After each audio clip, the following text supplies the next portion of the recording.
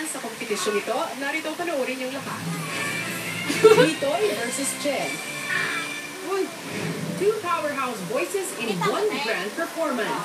Ano kaya ang masasabi nila sa isa't isa? Nung marinig ko yung kinanta niya, yung pinang-blind audition, ang maganda laban. Talagang kailangan kong panghandaan. Talagang mahirap kalabanin. Pero syempre, kailangan ko din convince yung sarili ko na kaya ko to, ang matapos. Si Abigail, konti mo na magpapati niya.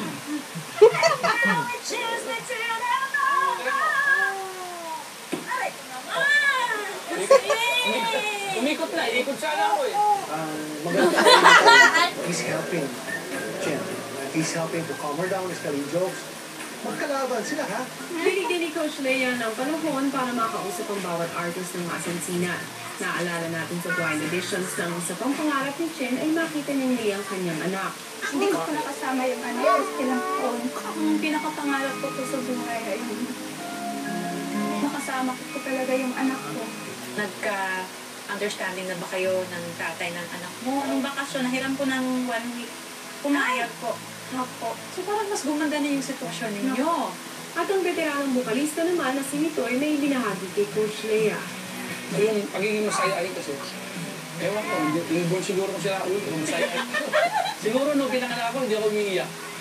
Pumapasok sa akin, sa pagkanta ko rin, minsan may mga customers na i-intimidate ka, titigil mo parang may hinahanap sa'yo, sige nga, kaya mo ba yan, kaya mo ba yan. Ang ginagawa ko, eye contact, sabihin ko, Parang may bumabagabag kay Chen sa kanilang band rehearsals.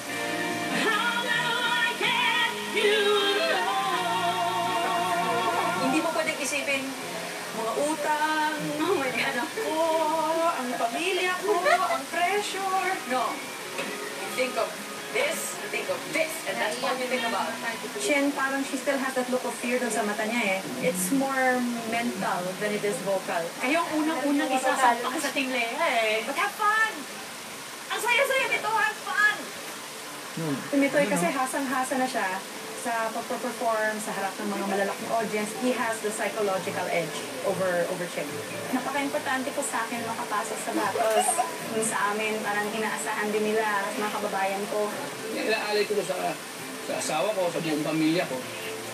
Para kantahin ang isang sikat na video song ng mga Pinoy, ang Alone ng Heart, ating veteran vocalist, Mitoy!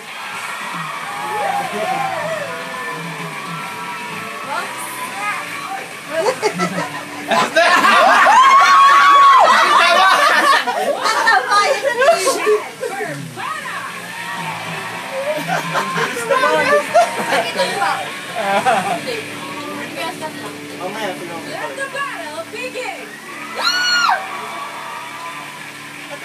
May mamamayla. Edit na kayo. Gitara. Taas ano? Okay, gitara. I even taken out the clock at night.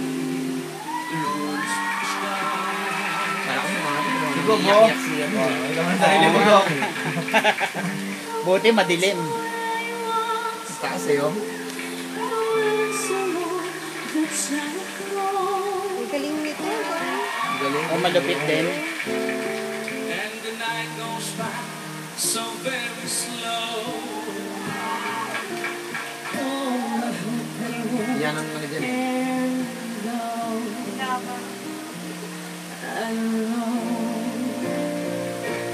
Praise God. Kasi may ingay oh.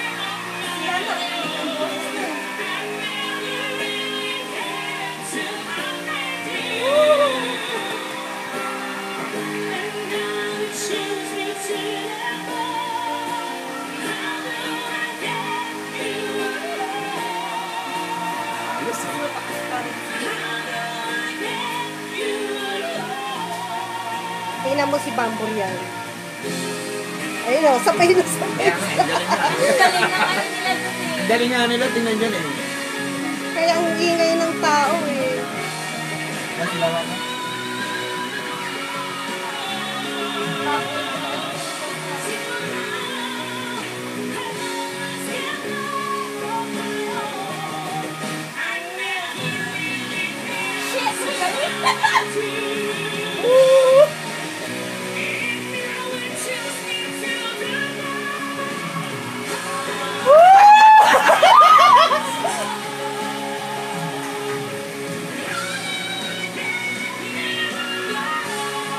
Hayop din boses nito, tol. Okay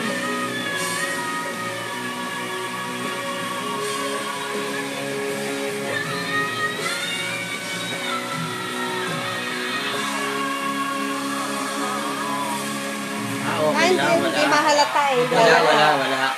Hindi, bago doon. Yung isa pa. Isang ano. Sandali. Pero inilayo niya yung ano niya. Paano ka magdedesisyon nito, Coach Leia? Sabi ni Leia, time to put your follower glasses Mag-start muna tayo kay away na Coach safe and Sarah. by padded place. Coach Sarah, kamusta yung tenga mo? Masarap pa rin sa tenga. Yes. In fairness talaga. Alam mo, grabe yung pagsisi ko nung hindi ako umikot sa inyong dalawa eh. Si Sir Mitoy naman, grabe talaga yung range ninyo. Umaapoy kayo sa taas ng boses ng babae, oh. Oh my God! Buti na lang. Pakita ko. Kaya?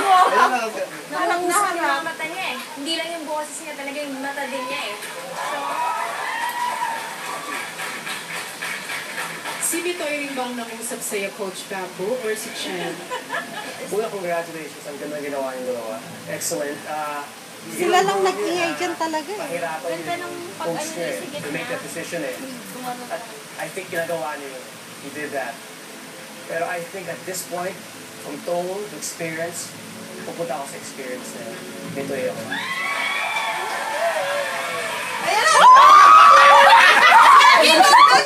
Lagi nandun yung camera.